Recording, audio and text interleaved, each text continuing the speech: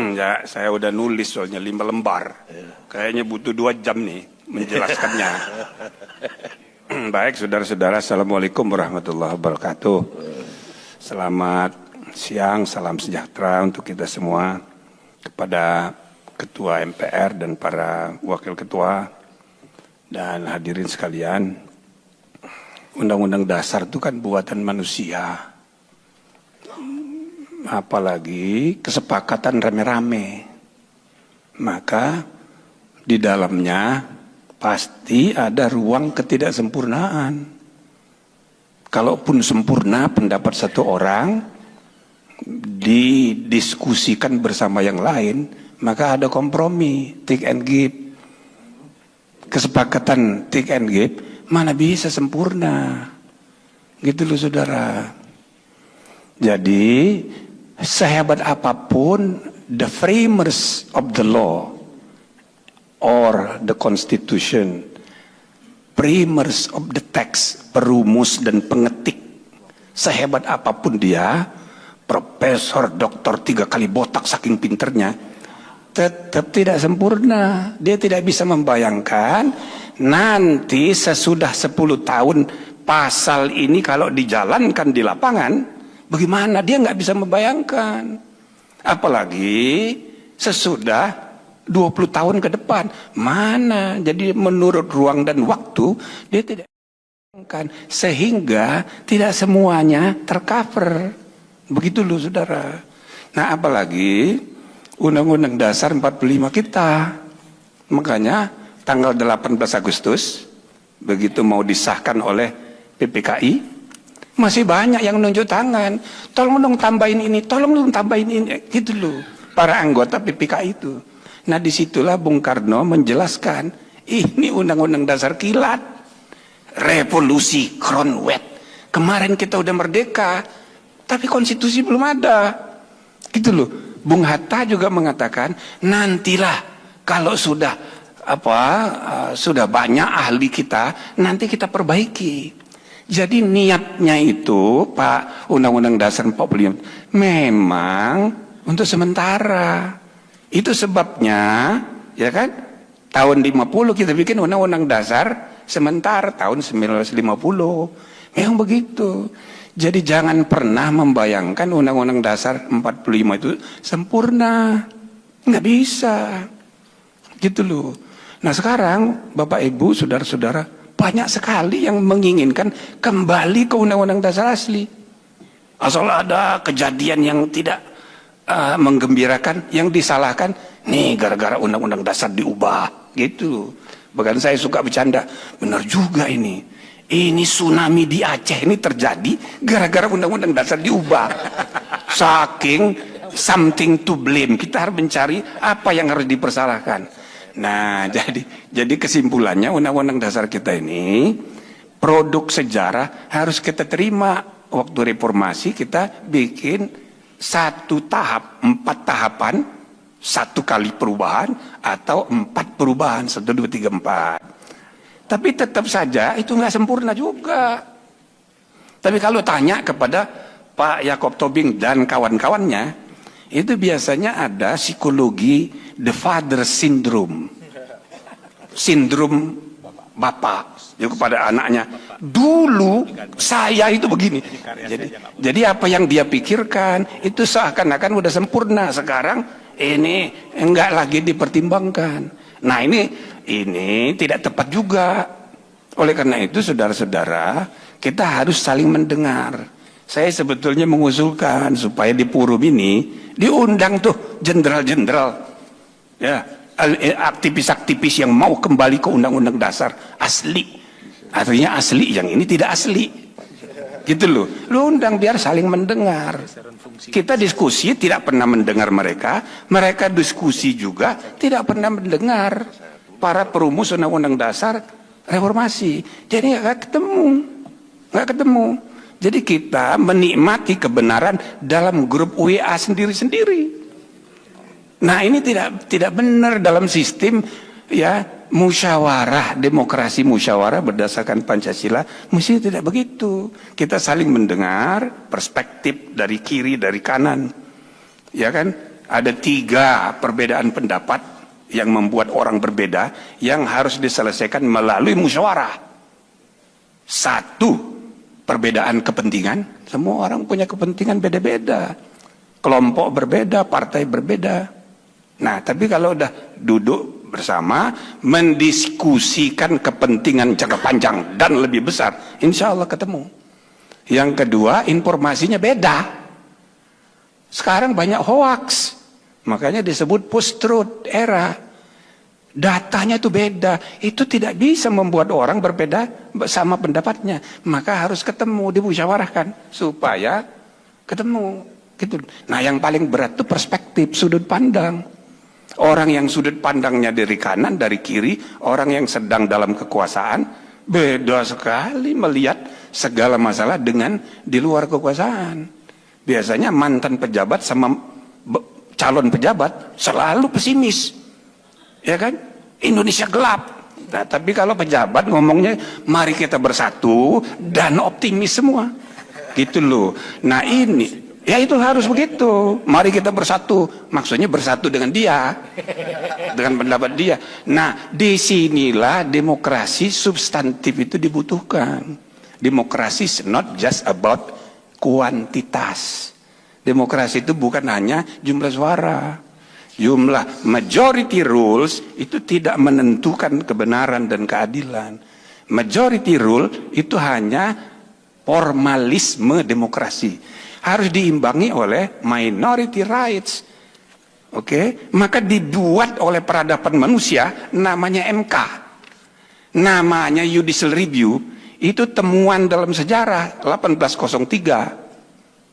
Maka semua negara yang dipengaruhi oleh sistem Amerika nggak punya MK. Tidak punya MK. Kenapa? Karena itu ditemukan oleh Mahkamah Agung. Jadi Mahkamah Agungnya yang menjalankan fungsi judicial review. Tapi di Eropa kontinental, begitu ini dipelajari, dibikin lembaga sendiri, namanya Perpasung Segrisov tahun 1920. Nah, tradisi kita ini civil law, dipengaruhi oleh kontinental. Jadi waktu dulu Pak Bagirmanan siapa begitu, banyak tuh yang mengusulkan, ya kan? Sudah kita perkuat Mahkamah Agung saja. Saya bilang tidak bisa begitu, kita bukan Amerika. Maka kita akhirnya terbentuk sendiri. Nah, di MK ini cuma 9 orang, tidak dipilih oleh rakyat. Tapi dia diberi kewenangan untuk mengendalikan dan mengimbangi majority rule. Makanya cuma 9 orang. Tidak punya dipilih oleh rakyat, tapi bisa membatalkan undang-undang. Makanya Pak Bambang Wuryanto sering marah. Ya bukan Pak beliau aja, semua. Ya kan? Apalagi putusan terakhir ngamuk semua. Dan inilah indahnya demokrasi substansial. Jadi saudara-saudara, memang sengaja begitu, ya kan? Jadi umat manusia itu sudah menemukan caranya. Yang satu majority rule, tapi diimbangi oleh minority right. Dia menentukan substantif demokrasi. Itu kira-kira. Nah, ini penting untuk mengatakan bahwa konstitusi kita itu memang tidak sempurna. Dari waktu ke waktu dia harus menampung norma-norma, nilai-nilai baru. Kan tadi sudah diterangkan, konstitusi itu kan ya masa diubah tiap waktu, kan nggak mungkin. Maka perubahan konstitusi itu ya pertama harus melalui perubahan formal, amandemen. Tapi ada yang kedua, melalui konvensi aja. Ada hal-hal yang tidak dilarang dalam konstitusi, tapi belum diatur, ya udah dijalankan aja. Itu namanya konvensi. Sama kayak PP. Kalau undang-undang tidak sempurna, ada masalah baru yang kita tapi belum diatur. Iya, laksanakan saja oleh pemerintah. Bila perlu diatur, bikin PP.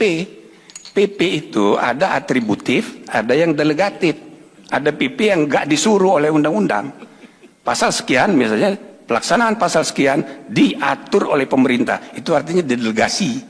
Tapi kalau ada ketentuan undang-undang yang mau dilaksanakan, tapi ada kekosongan hukum, ya dibuat PP aja, itu namanya atribusi. Kan pasal 5 ayat 2, Presiden menetapkan peraturan pemerintah untuk menjalankan undang-undang sebagaimana mestinya.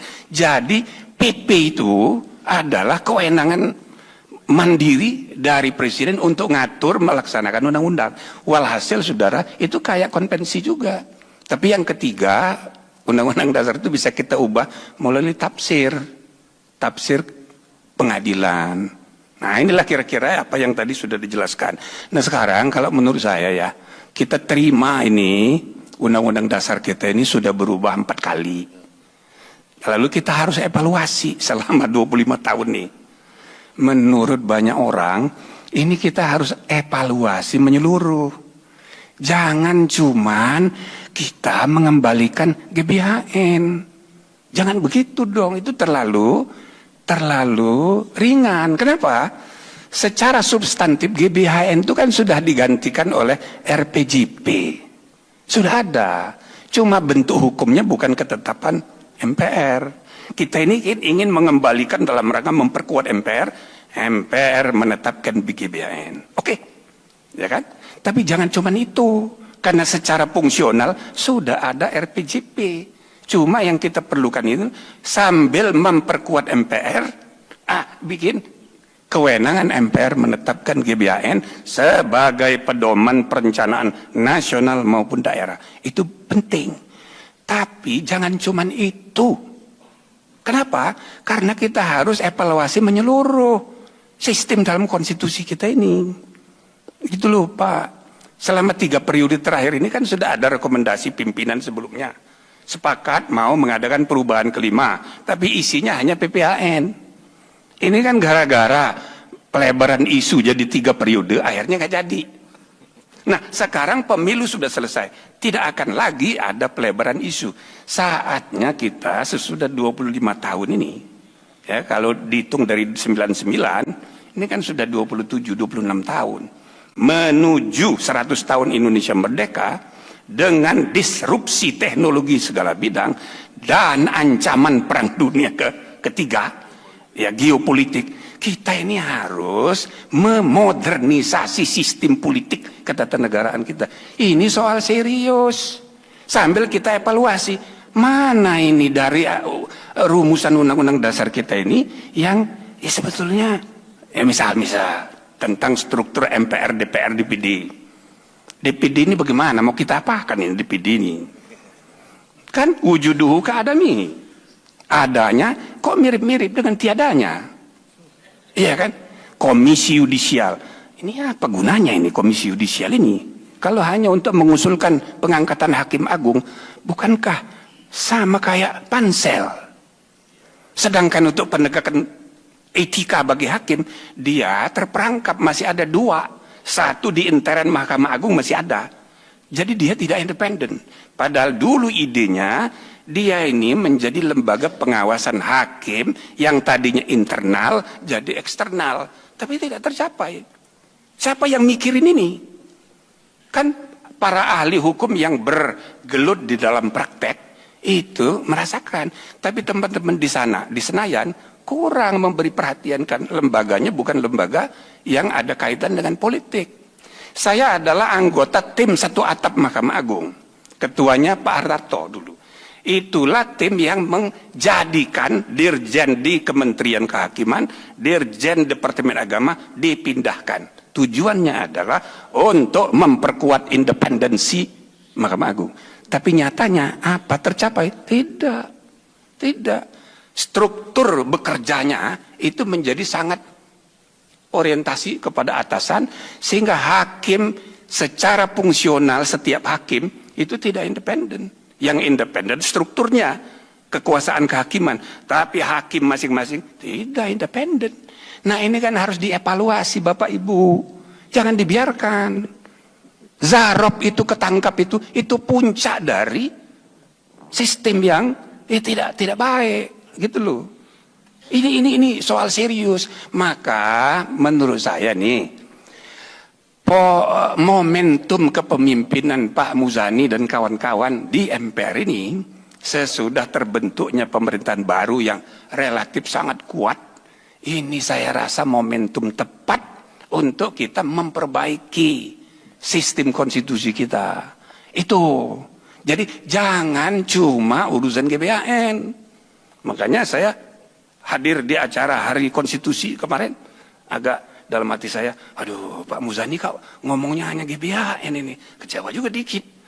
Apalagi Presiden tidak hadir, Ketua MK tidak hadir pula. Padahal ini Hari Konstitusi itu sama pentingnya dengan 17 Agustus. 17 Agustus kemerdekaan bangsa. Tapi tanggal 18 Agustus lah terbentuknya negara. Presiden Wapres dipilih, konstitusi ditetapkan, gubernur ada 8 ditetapkan. Itu tanggal 18, tanggal 17 kita belum punya negara.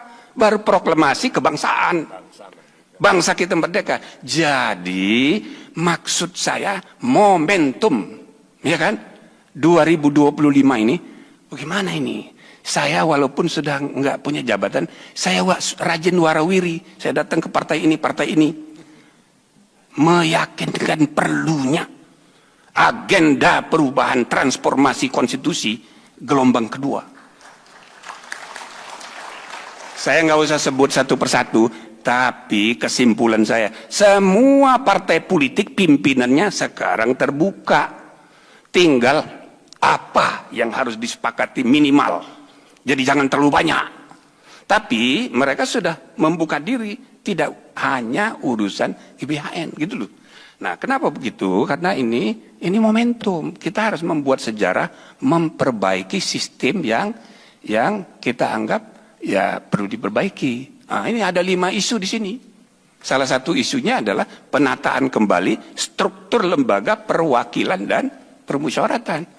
Menurut saya cukup 2 saja lembaganya, jangan 3. Sekarang ada MPR, ada DPR, ada DPD.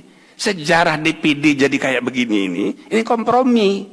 Tadinya mau bicameral, tapi kompromi. Ya udahlah, kita setuju DPD namanya sebagai lembaga sendiri, tapi MPR lembaga sendiri juga. Tapi dalam praktek DPD itu hanya memberi masukan, tidak membuat keputusan.